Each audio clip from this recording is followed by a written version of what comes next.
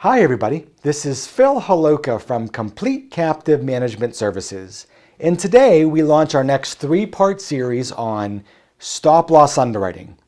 Our conversation this afternoon is going to be on underwriting methodologies.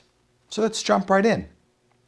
So Complete Captive Management Services is the captive management firm. We also operate CCS Underwriting Services as a separate entity for the purpose of underwriting medical stop-loss policies. We are the creators of and the owners of the manual. So what is the manual? Well, it's insurance jargon for that black box that accepts underwriting data and then ultimately spits out premiums and ag factors. The source data, the support for our manual, comes from our independent actuary who certifies our manual, as well as our experience. The flagship captive we manage, MedTrans Insurance, has been in operation for 15 plus years. There is a wealth of data there that it would be silly for us not to use. And frankly, that's what most other insurance carriers do. They will create or buy a manual, and then they will have a certain percentage of their experience be part of the output. Today, we have a 60-40 split. And what that means is 60% of the output comes from our actuary, and 40% comes from our own experience. Okay? There's a couple reasons that we do that, but that's a separate conversation. So every manual that's out there has what's called tables, and the tables are the secret sauce. Our underwriting manual uses multiple tables. The plan design table, and what that effectively means is our average client has a plan design. We collect that plan design and we compare it with the prospective or the future member of our captive in their plan design. There's a compare and contrast. That's done in the plan design table. The age gender table. We take the census of that employer, push it through our manual, and the participants are banded.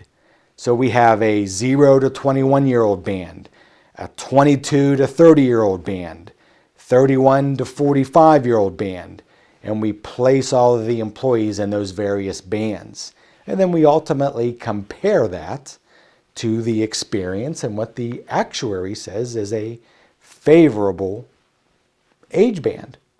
Okay? Zip code table.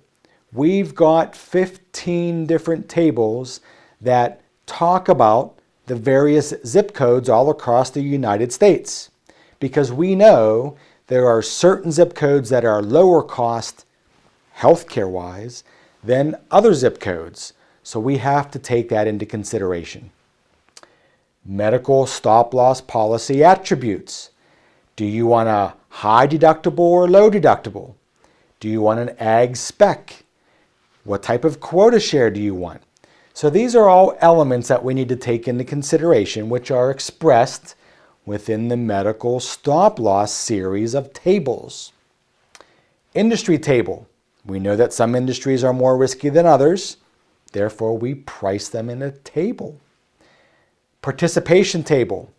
We know that if there's a low participation rate, that's an added risk to the policy. Therefore, it's going to be rated differently than a group that has high participation. Factor table. The factor table deals with tiers. If you have a 2-tier plan, you're going to get 2 different premiums. If you've got a 4-tier plan, you've got to adjust for the standard output, which is a 2-tier. You've got to adjust for a 4-tier plan design. Now, the important attribute of having tables is if we need to adjust the calculation, we don't have to dive deep into 4,000 lines of mathematical code. We just go into a specific table and change or adjust one attribute of that table, not the entire calculation.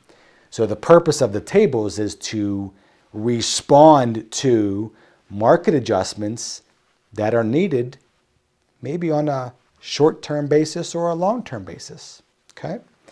The final one is the market adjustment table. I will tell you with high confidence that if you go to the market and buy a manual from one of the big rating houses, the output is going to be very conservative, meaning the premium pricing and the ag factors are going to be very high. Therefore, you have to have a means to adjust to the market. Because if you're pumping out a proposal and that proposal is not adjusted to the market, you're never going to get any business. Therefore, the market adjustment table is also very vital to the ability for an insurance company to win business. Okay? Now, the output. All of these lines represent tables. So if the manual says the standard rate's $100 for a single and the family rate's $200, there's going to be various loads or discounts applied to this $100 to ultimately get you to the final premium or ag factor. So this is a high level of how premiums and ags are calculated. Next week, we're going to talk about individual versus block underwriting. Hope this was helpful. We'll talk to you next week. Bye now.